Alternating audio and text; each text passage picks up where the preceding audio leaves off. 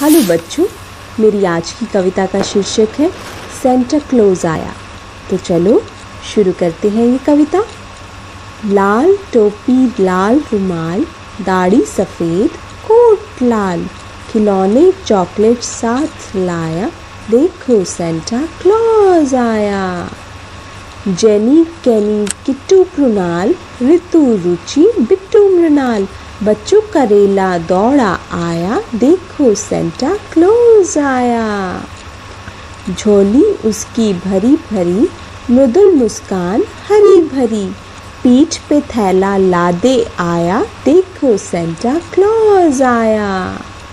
Merry Christmas है कहना, नए वर्ष की शुभकामना, पार्टी की दावत लेते आया, देखो सेंटा क्लॉज आया।